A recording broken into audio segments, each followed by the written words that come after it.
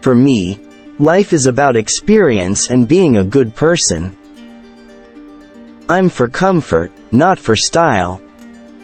Everything shifted for me after Rush. It wasn't as financially successful as other things I'd done, but it gave me more movement, more options, more doors opening, more meetings. All of a sudden, it's, oh, wow, you're an actor. As kids, our experiences shape our opinions of ourselves and the world around us, and that's who we become as adults. I have sporadic OCD cleaning moments around the house. But then I get lazy and I'm cured. It's a very inconsistent personality trait. I put the costume on and said, it's not very comfortable, but it looks amazing, so it's all good. Sometimes there is more exploration in the character for a villain. Not often do you approach a character where people know more about him than you do. It wasn't until Thor that I started lifting weights. It was all pretty new to me. I'm lucky. Thor has kicked off everything I'm doing, and it's been the greatest thing for me, but I am aware that I need to mix it up a bit. Strong female leads are important. I'd much rather put on weight than have to lose weight. You come to America, and, if you do a big TV show, then you can be overexposed, or old, before you're new. I hadn't read comics really before coming in to shooting the original, Thor. During that and beforehand, I read stacks and got my head around it all. We reference, especially when we were putting the script together before we started shooting, other stories. People who put themselves on the line and sacrifice their own safety for the greater good and for others, and anyone in any profession whose concern is the welfare for other people instead of the individual, are inspiring and important. I feel like I'm ready for any dangerous situation that might come my way, provided I have a hammer on me. I love that Viking era, but also they're a fatalistic people and that dictated their fearlessness in battle and approach to life. Growing up, my parents were my heroes, in the way they conducted their lives. My daughter is full energy, like my wife and I, and strong-minded and has an opinion, like we do. And my boys, one's a bit more calm and chill, and the other is much more sensitive to things. You see this right away, when they're first born. One cried, one didn't, with the boys. I'd like to think I'm a normal sort of guy, but go to my mum and she'll probably say, you know, Chris was always the daughter out of my 3 boys. I'm not into watching stuff I did last week, let alone 3 or 4 years ago. My father and I are very similar and have a wonderful relationship, but we both stand by our opinions. As a kid, I loved any fantasy. I get to stay active and that is my job at the moment, so I can't complain. Growing up, I always loved films that transport you to another world and has things you never see in everyday life. Work all paled into the background as soon as I had a baby. For whatever reason, we relate to anything godlike with an English accent. The English are very proud of that. And with anything Roman or gladiators, they have an English accent. For an audience, it is an easy trick to hook people in.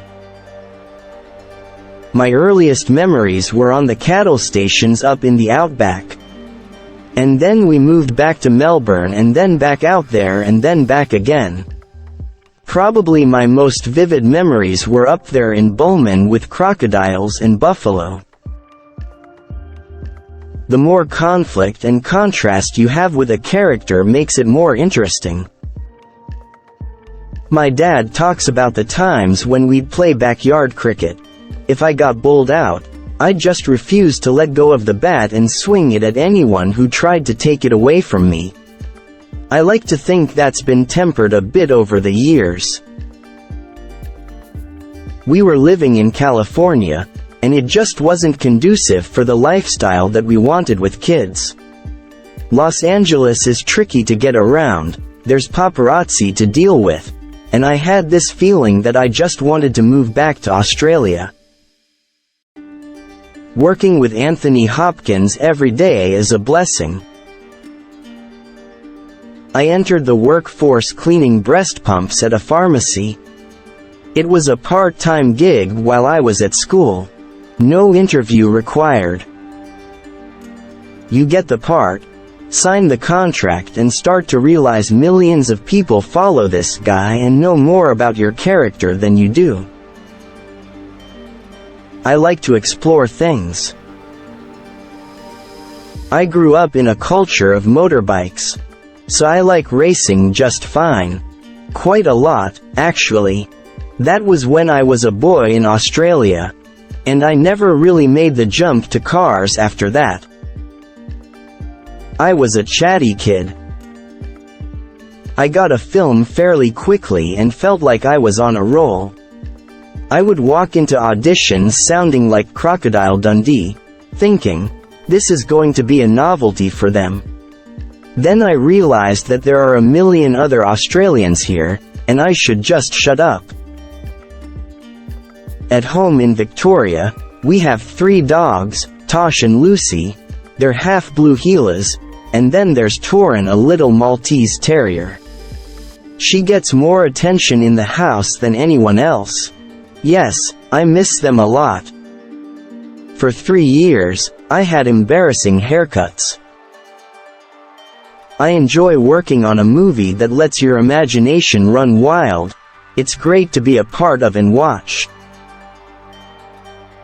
I'm busier than I've ever been, but you can go through the lists of people who are bang up there 1 minute, and then just disappear. I actually find it harder to act in the scenes where there's not much happening, say having a milkshake in the diner. That is far harder to do than straight scenes where there's a drama going on and you have something to do. It is often difficult to watch yourself on screen, especially 60 feet high. As an actor, it is an uncomfortable experience. Being a superhero is a lot of fun. Well, I'll keep on auditioning, and one day maybe I'll go to LA and try out for films there. I was filming The Avengers when I got the call for Rush, so I went from 215 pounds, which is how much I weigh when I'm playing Thor, down to about 185 pounds to be able to fit into the car. That was all in about 4 months. First time I looked at a Formula 1 car in person, I just stared at the cockpit, figuring I'd never get in there. The drivers wear the whole car like a tight-fitting suit. I can remember watching Lord of the Rings and being truly regretful that I wasn't a being in that world. Eating when you're not hungry and taking in that amount of food is exhausting. As a kid, you run around the house pretending to be a superhero, and now to be doing it as a job, I feel very lucky. Having a director who is also an actor makes for that very relaxed way of working, and it's empowering. You have the massive world that was created by Marvel, and then you have these very intimate actors around you. There was as much character work on this as there would be on a little independent film. So, I felt very fortunate in that sense. My dad works in child protection, and he's spent many years in that line of work. I went from sort of trying to get work to all of a sudden being signed up for the next few years on something, And something of this scale with some of the best people in the business involved, acting and directing. It was a dream. I almost feel more anxious lately about, here's your opportunity, now you've got to make something of it. I have seen Thor, yeah. It's fantastic. Being that close to something, it's often pretty hard to watch yourself. But the film in so many ways is so impressive that I was swept along with it like an audience member. And that's a pretty good sign.